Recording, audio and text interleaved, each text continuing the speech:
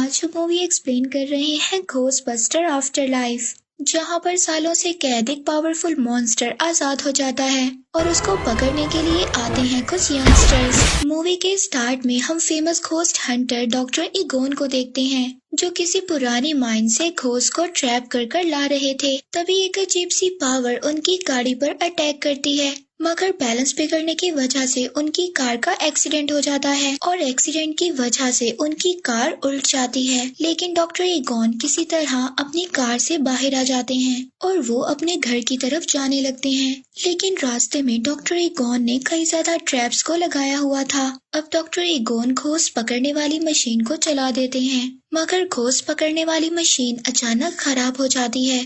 लेकिन डॉक्टर इगोन के पास एक और मशीन मौजूद होती है। वो मशीन आसपास भूतों की मौजूदगी के बारे में बताती थी। तभी वहाँ पर धुएं में से एक अजीब सा घोस्ट सामने आता है और वो घोस्ट पावर डॉक्टर इगोन को मारकर दोबारा माइंस में चली जाती है। इसके बाद सीन शिफ्ट होता है शिकागो की तरफ, जहाँ पर हम डॉक्टर इगोन की बेटी कैली को देखते हैं, जो अपने 2 बच्चों ट्रेवर और फीबी के साथ रहती थी। तभी दरवाजे पर मकान मालिक आता है और वो कैली से घर का रेंट मांगता है। कैली उस मकान मालिक को कहती है कि कुछ दिन पहले ही उसके फादर की डेथ हुई है और उनके माली हालात बहुत ज्यादा खराब हैं। लेकिन मालिक मकान कैली की एक बात को भी नहीं सुनता और वो उन लोगों को घर से निकल जाने का कहता है। इसके बाद कैली अपने दोनों बच्चों को लेकर अपने फादर के घर चली जाती है, जहाँ पर प्रेजेंट ही में उसके फादर की डेथ हुई थी। कैली अब ये सब अपने बच्चों को बताती है। फीबी और ट्रेवर घर के इर्द गिर्द अजीब चीजों को देखकर काफी ज्यादा हैरान होते हैं। कैली अब उस घर के दरवाजे पर पहुंचती है, लेकिन कैली के पास कीज नहीं थी। अब कैली फीबी को दरवाजा खोलने के लिए कहती है। फीबी इन सब कामों में बहुत ज्यादा माहिर थी। फीबी आसानी से दरवाजा खोल लेती है। अब वो तीनों घर के अंदर आ जाते हैं। वो तीनों घर की चीजों को देख ही रहे होते हैं, तभी घर हिलने लगता है और वहाँ पर एक अर्थक्वेक आ जाता है। तभी वो तीनों एक टेबल के नीचे जाकर छुप जाते हैं। कैली अपने बच्चों से कहती है कि अब उन्हें इन अजीब चीजों के साथ रहने की आदत डालनी होगी, क्योंकि उन लोगों के पास अब कोई दूसरा घर नहीं है। तभी फीबी चेयर के नीचे देखती है कि वही घोस्ट का पता लगाने वाली मशीन थी। वो उसको उठा लेती है। तभी वहाँ पर डॉक्टर इगोन की पुरानी फ्रेंड आती है, जो कि घोस्टबस्टर टीम की असिस्टेंट थी। वो उनको बताती है कि विल में उनके नाम इस घर के अलावा और कुछ भी नहीं है। आगे वो लोग एक कैफे में जाते हैं, जहाँ पर ट्रेवर एक लड़की को देखता है। वो लड़की कैफे में काम करती थी। अब ट्रेवर उस लड़की को देखकर काफी ज्यादा इम्प्रेस होता है और वो भी कैफे में जॉब करने लग जाता है। कैली फीबी को समझाती है कि अब उन लोगों को यहीं पर रहना पड़ेगा और उसे भी यहाँ पर कुछ दोस्त बनाने चाहिए। अब रात को फीबी के रूम में रखा हुआ मीटर ऑन हो जाता है और उसमें लाइट्स जलने लगती हैं और विंडो के पास रखी हुई चेस नीचे गिर जाती है। अब फीबी को ये सब बातें बहुत ज्यादा अजीब लग रही थी, लेकिन वो चेस को ठीक कर कर दोबारा टेबल पर रख देती है। दूसरी तरफ ट्रेवर भी चीजों को चेक करने के लिए बाहर जाता है, जहाँ पर गैराज में उसको घोस्टबस्टर की पुरानी गाड़ी मिलती है। सुबह जब फीबी उठती है तो वो देखती है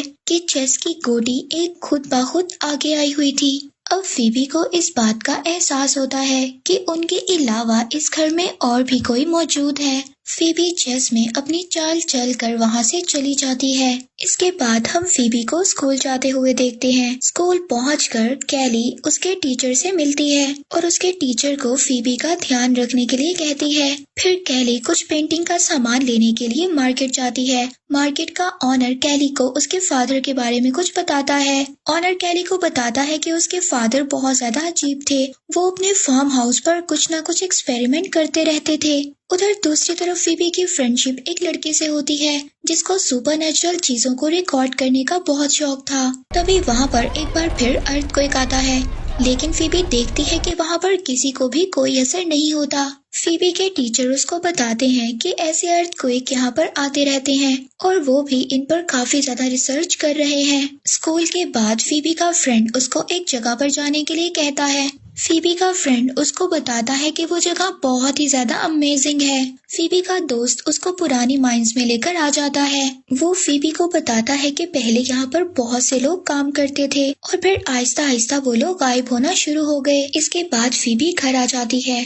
वो खड़ा कर देखती है कि चेस खुद ब खुद चल रही है और ये बात वो समझ आती है कि यहाँ पर कुछ ना कुछ गलत है। और तभी वहाँ पर रखा हुआ मीटर ऑन हो जाता है और उसमें लाइट्स जलने लगती हैं। वो मीटर फीबी को उसके ग्रैंडपा की चेयर तक ले आता है। फीबी उस मीटर को फॉलो करते हुए एक जगह पर पहुँचती है। उसको वहाँ पर एक अंडरग्राउंड दरवाजा मिलता है। हम देखते हैं कि फीबी अगले दिन डॉक्टर ईगॉन की ट्रैप मशीन को स्कूल ले जाती है। फीबी के टीचर उसको देखकर बताते हैं कि ये असली खोज ट्रैप मशीन है और इन सब के बारे में उसके टीचर फीबी से पूछते हैं। फीबी अपने टीचर को बताती है कि ये सब चीजें उनके ग्रैंडपा की हैं। फीबी के टीचर उनको एक वीडियो दिखाते हैं और बताते हैं कि आज से 20 साल पहले खोज बस्टर की एक टीम हुआ करती थी और ये मशीन उन्हीं खोज बस्टर्स की है। फीबी को यहाँ पर पता चलता है कि उसके ग्रैंडपा एक खोज बस्टर थे।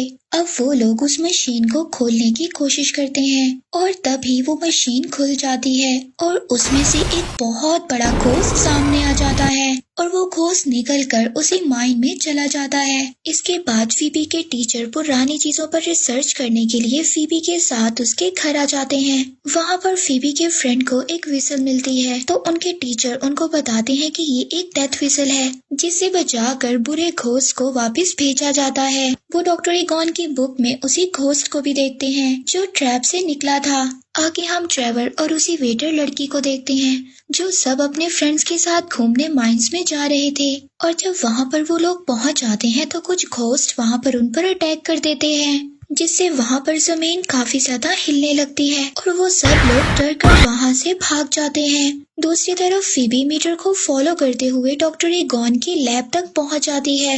वहाँ पर फीबी डॉक्टर ईगॉन की और भी मशीनों को देखती है और फीबी उन मशीनों को समझने लगती है क्योंकि फीबी इन सब चीजों में बहुत ज्यादा माहिर थी। अब फीबी अपने ग्रैंडपा यानी कि डॉक्टर ईगॉन के बारे में और भी ज्यादा इंफॉर्मेशन लेने की कोशिश करती है। अब फीबी उस घोस्ट को पकड़ने की तैयारी करती है जिसको गलती से उसने ट्रैप से आजाद कर दिया था। फीबी कुछ मशीनों की हेल्प से और अपने फ्रेंड की हेल्प से उस घोस्ट को पकड़ने की कोशिश करती है जबकि वो घोस्ट जो लोहा खाता था वो उससे परेशान होकर सिटी की तरफ निकल जाता है। दूसरी तरफ हम ट्रेवर को देखते हैं जिसने बहुत ज्यादा दिनों की मेहनत के बाद अपने ग्रैंडपा यानी कि डॉक्टर ईगॉन की गाड़ी को ठीक कर लिया था और वो उनकी गाड़ी लेकर ड्राइव पर निकल जाता है। रास्ते में उसको फीबी और उसका दोस्त मिलते हैं। अब वो उसको सारी बात समझाते हैं। अब फीबी जब डॉक्टर ईगॉन की गाड़ी में बैठती है तो उसको वहाँ पर और भी ज्यादा गैजेट्स मिलते हैं। अब वो तीनों सिटी में निकल जाते हैं घोस्ट को पकड़ने के लिए। अब वो तीनों उस घोस्ट को पकड़ने में कामयाब हो जाते हैं जो घोस्ट लोहा खाता था, लेकिन उसको पकड़ने के दौरान उन तीनों ने सिटी की हालत को बहुत ज्यादा खराब कर दिया था जिसकी वजह से पुलिस उन तीनों को पकड़कर ले जाती है। अब फीबी अपनी मॉम को कॉल करने की बजाय अपने ग्रैंडपा यानी कि डॉक्टर ईगॉन के फ्रेंड को कॉल कर देती है। वो डॉक्टर ईगॉन के दोस्त को उनकी मौत के बारे में भी बताती है। डॉक्टर ईगॉन के दोस्त फीबी को बताते हैं डॉक्टर ईगॉन की डेथ तभी हो गई थी जब घोस्ट बस्टर टीम अलग हुई थी, लेकिन तभी टाइम खत्म हो जाता है और पुलिस वाले फीबी से फोन ले लेते हैं और तभी वहाँ पर कैली और फीबी के टीचर आ जाते हैं उन सबको छुड़वाने के लिए, लेकिन पुलिस डॉक्टर ईगॉन के सामान और गाड़ी को अपने पास ही रख लेती है। नेक्स्ट सीन में फीबी अपनी मॉम से पूछती है कि उन्होंने उसके ग्रैंडपा यानी कि डॉक्टर ईगॉन के बारे में सच क्यों नहीं बताया। कैली फीबी को बताती है कि उसके फादर इन कामों में आकर अपनी जिम्मेदारियों से भागना चाहते थे और ये सब बताने का कोई भी फायदा नहीं था। दूसरी तरफ फीबी के टीचर को छोटे छोटे घोस्ट नजर आते हैं जो कि मार्शमैलो से बने हुए थे।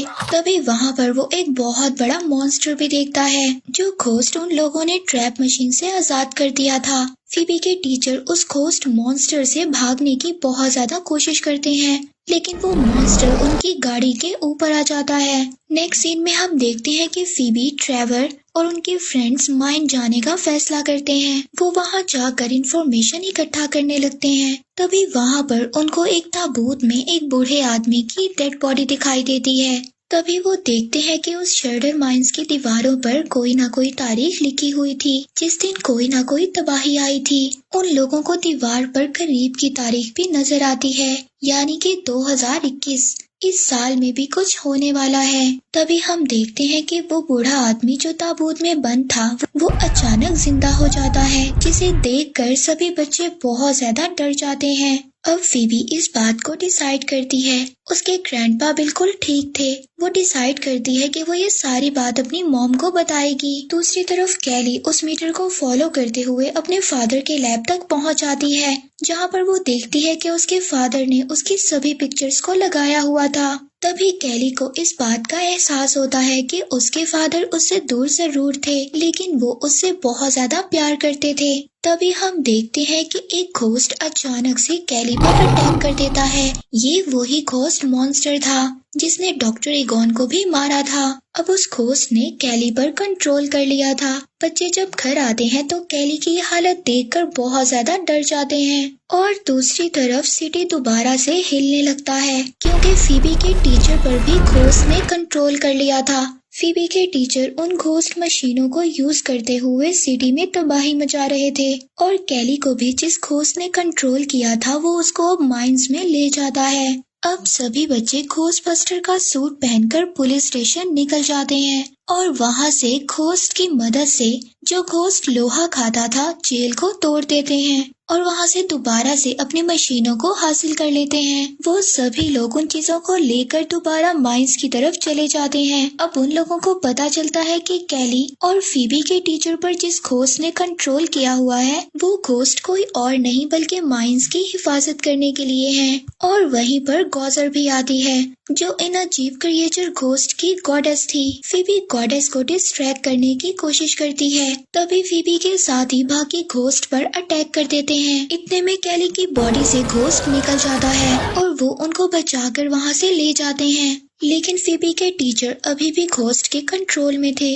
अब फीबी के टीचर और गॉडेस उनका पीछा करते हुए उनके घर तक आ जाते हैं। अब फीबी की मशीन घोस्ट गॉडेस के आगे हारने लगती है। इतने में हम देखते हैं कि घोस्टबस्टर की पुरानी टीम उनको बचाने के लिए वहां पर आ जाती है।